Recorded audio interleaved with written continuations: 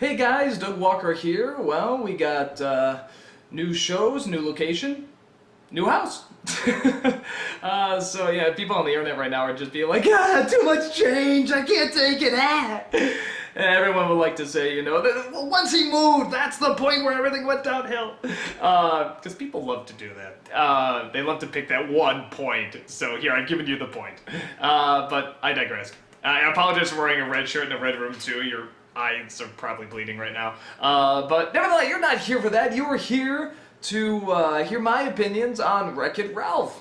And God, this is like the first time I've done a review in a while where I don't have to say, let me tell you what I thought of the other ones. It's like, holy crap, an original idea. That's so rare.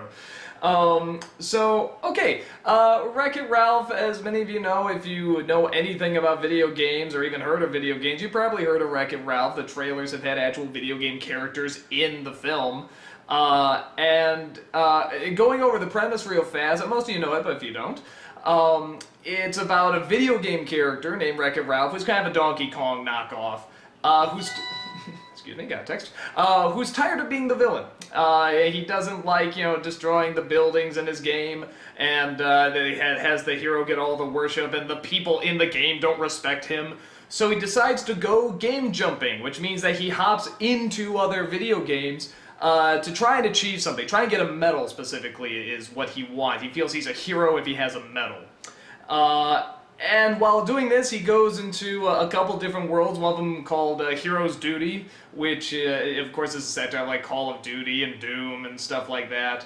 And he goes into another game called Sugar Rush, which is sort of like a Mario Kart knockoff, sort of.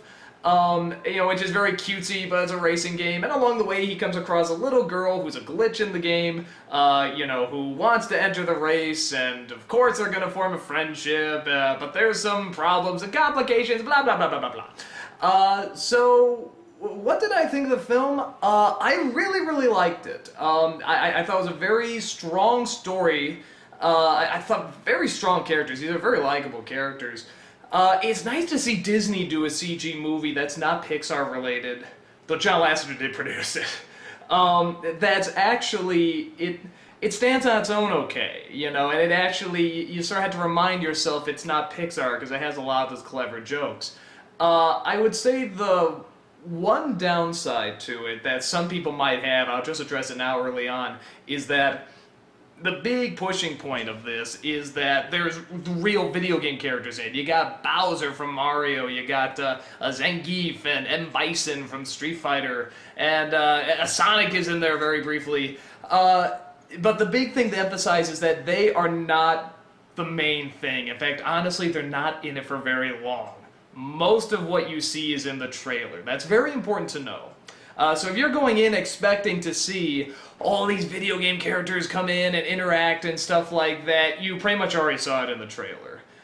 With the exception of one or two other, little scenes. Like there's a cute scene with Tapper, it's pretty funny. I personally would have liked a little bit more. Like, I thought maybe at the end, during the climax, just suddenly to help maybe all the video game characters that they got the copyrights for, we're gonna come in and have this great big epic battle. Wouldn't that have been great? Like maybe Pong uses, the ball and the two lines to knock people out or something, but I digress. Maybe for a sequel. So, on top of that, I say the only other weakness too on top of that is that they're sort of building up that it goes to a lot of different worlds. It's really only two. And they're very creative worlds, and they're really wonderful to look at, and it's great how much they have the detail down of the games they're satirizing. But it is only two worlds, and you would sort of think, oh, maybe there's a lot more jumping in it, but not really. It's more focused on the simple goals of these two characters, that being Wreck-It Ralph and the little girl, the glitch. And they're both played very well. It is very character-focused. There is actually a pretty good, there's a good reveal near the end, which, 8-Bit Mickey saw this too, and he was saying, yeah, I thought the ending reveal was a little obvious and stuff like that. It's one of those things where it's like, yeah, it was, but I didn't catch on. So it's hard to say whether or not it's obvious or not, but even if it is, it's still good, and it makes for a good story. And every time you think it's going to go a direction you're not going to like, it makes up for it. It's kind of like Hot Fuzz in that way, where you think it's going to go in an area where you're like, oh no, come on, you were doing so well, but then they sort of, no, this was all part of our plan. You see, it all kind of comes together. So the jokes are good. Probably could have been a little stronger. I mean, they're not quite up to, like, let's say the Toy Story levels, but they are still pretty smart and pretty funny.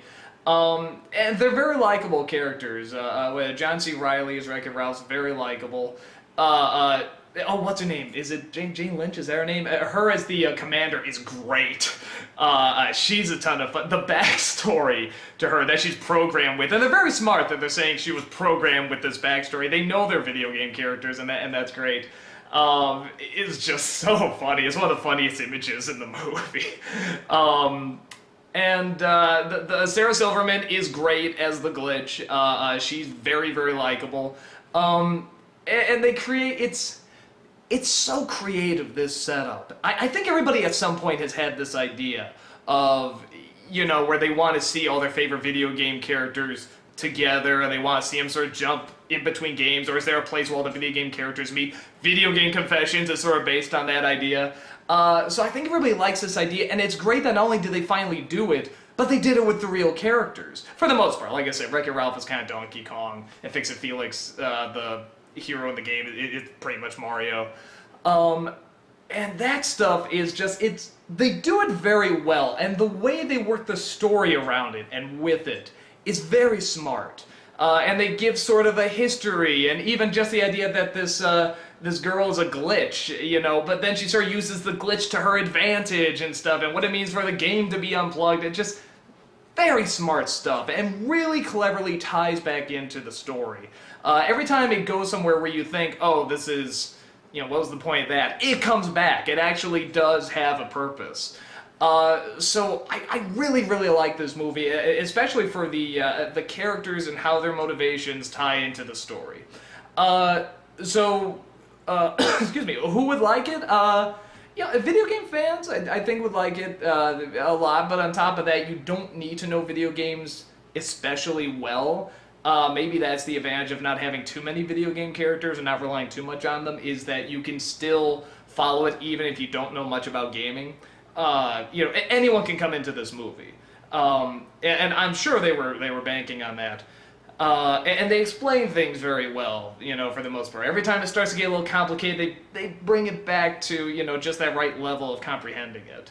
I think people that like, you know, people that like good characters, and they like the creativity, you know, if you just look at these worlds they create, these 2 or 3 worlds, and you look in the background, and you see the design of the characters, and the, you know, that Candyland place, and just everything that they use, the design, there's like these donut cops, it's like, that alone is hilarious. You know, it's all wonderful in the Hero's Duty world, and how, you know, detailed they make it compared to the very cartoony Wreck-It Ralph. That contrast alone is very, very funny.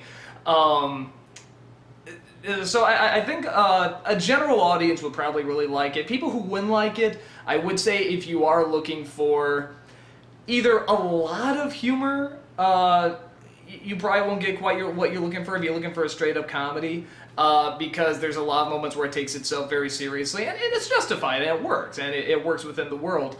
But if you're looking for straight-up laughs that's going to have like a lot of your favorite video game characters or a lot of video game jokes, it's not going to be that many. There's a few, and they're not bad, but it's not going to be that many. It's not the focus.